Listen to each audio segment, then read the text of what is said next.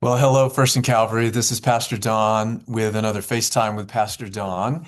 And I'm brought you to one of our classrooms on the west wing of the church to share a story with you. Something that happened to me in this very classroom about 4 years ago.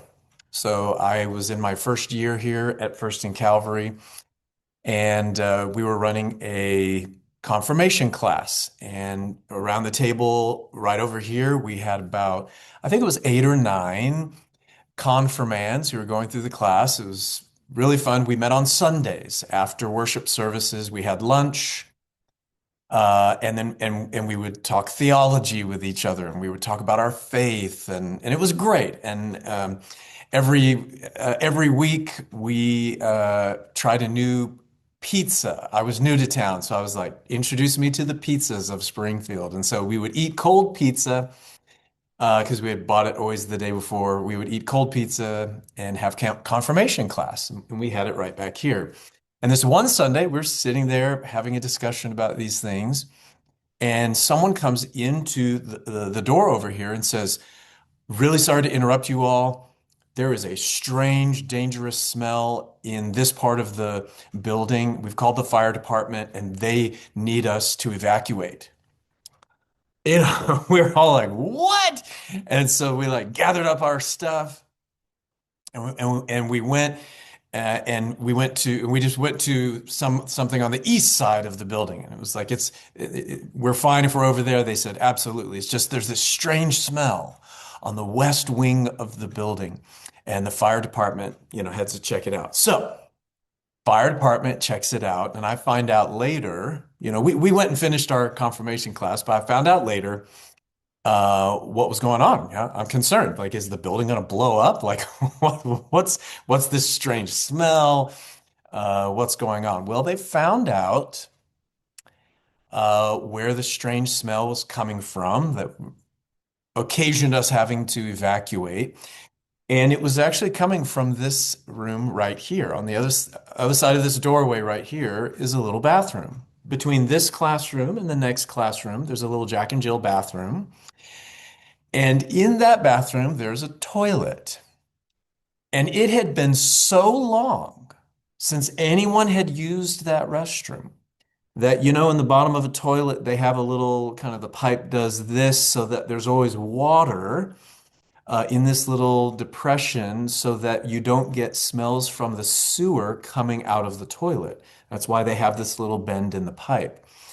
It had been so long since anyone had used really the classrooms, but let alone the bathroom, that all that water in that little trap had it had what's the word I'm looking for? It had gone away. It had all dried up. And once it dried up, all the smells from the sewer were able to come out of the toilet and into that bathroom and into the west wing of the church. So I felt two things about that. Uh, Number one, I was glad because that's the cheapest thing in the world to fix. All you have to do is flush the toilet once and it's filled back up with water. We're good to go. And so I was really, really grateful. But the other thing I felt was something like sadness because I realized that this part of the building had gotten so little use that this water had gone away over time. It had been that long.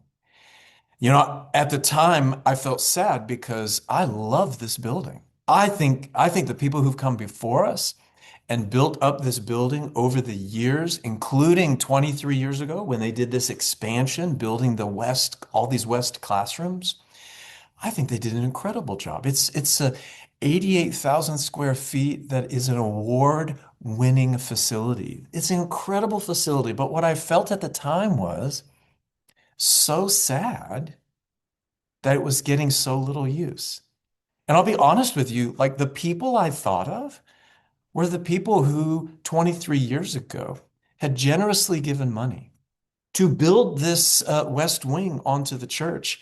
And I couldn't help but just think, like, they didn't give this money so that this place would sit here and not be used.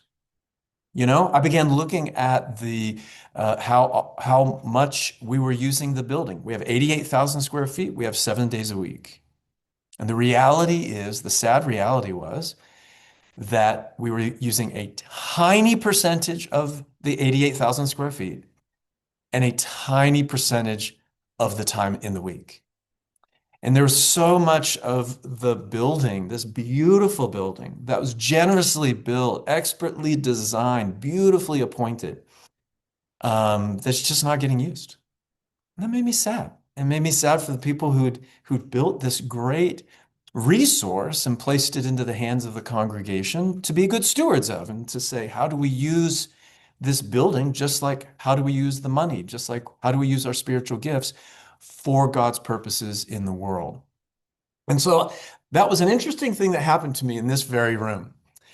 And so in 24, so that was a few years ago, actually towards the end of 2023, I was thrilled when our session decided, hey, we want to focus for the year 2024. We want to begin to put an emphasis on laboring alongside our Father. That's our mission statement. We want to labor alongside our Father as He's drawing people to Jesus, as He's growing them as disciples. And so our session invited us to look, what are different ways we could labor alongside our Father? And one of the ways that they highlighted was to say, let's look around this building. What are other ways that we could get this building laboring for the sake of God and His love for the community? How could we be good stewards of this building? And get it working more of the time, working for God, working for God's purposes in the world. And so we that started a process of beginning to look for organizations, churches, etc., who could use a facility like this. So we started looking for those. And our session identified early in the process, really, we had three goals in looking for folks who could use the building. Number one, we wanted to look for folks who could come into the building that them helping them do what they're doing actually helps us accomplish our mission of laboring alongside God for His purposes in the world. Does it help us do that? That was our first point. It helps us accomplish our mission. We also wanted to find folks and organizations and churches who aligned, secondly, with our values as a church. And so, do they line up with one or two of our values? And then the third thing was, and this was tertiary, it was only the third concern or consideration, was could it also create a little side revenue for us? If we're letting other people use the building, uh, uh, can that also create a little bit of rental money for us, a little bit of revenues as well? And so since early 24, for the last 2 years, we've been doing that. I personally have been meeting with leaders of different organizations, different companies, different not-for-profits, different churches, to see if there are people who have need of like a classroom like this, or a couple classrooms that have a little Jack and Jill bathroom in between, or whatever. And it's been beautiful seeing the building get used more in the community, for the congregation, for God's purposes in the world. So you're familiar with Emmanuel Slavic Church, this Russian-speaking church that was in between buildings, didn't have a home.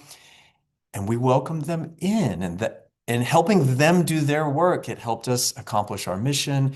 It was aligned with a couple of our values, and it did create a little bit of side revenue for us. And now they're in their own building, and they're so grateful that we stewarded this facility in a way that helped them accomplish their mission as well.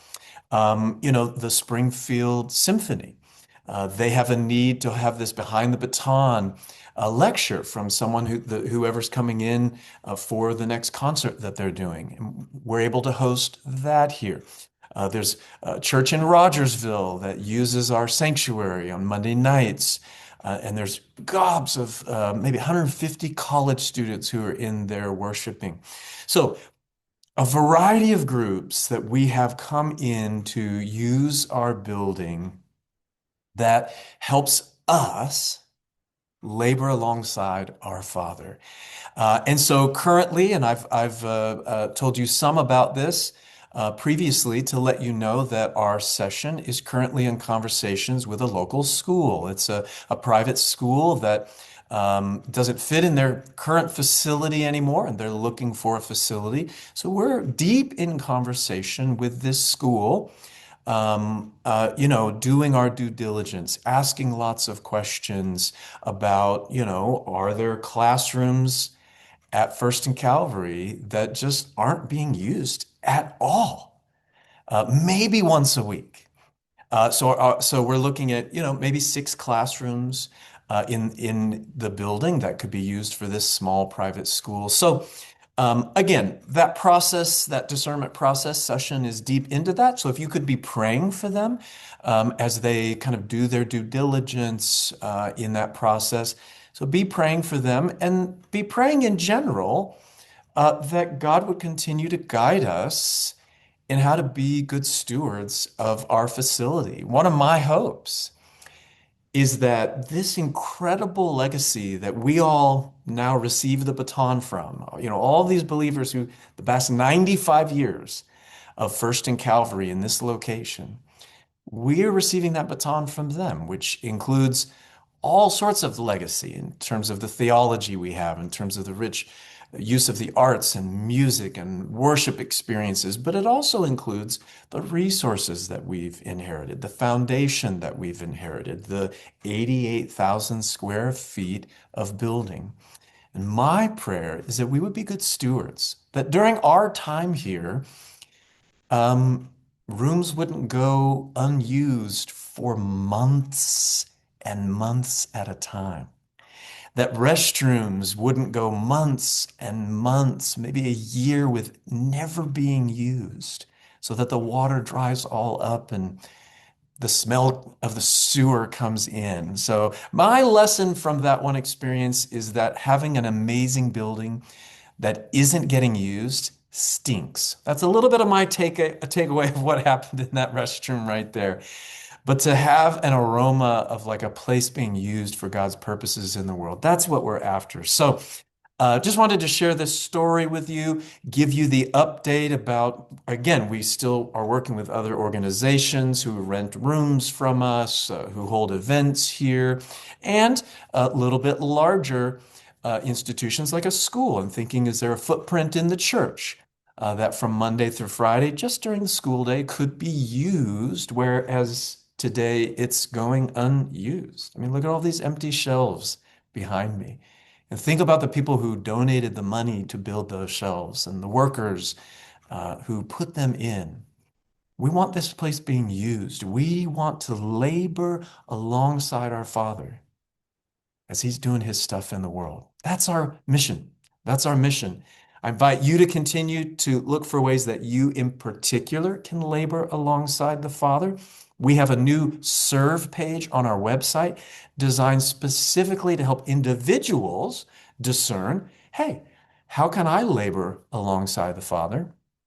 So be looking into that and then be praying for our leadership as we consider bigger ways that we can also get our building laboring alongside the Father as well. Well, that's the fun story for this week. Until the next time I see you, blessings, and let's continue to grow in our delight in God.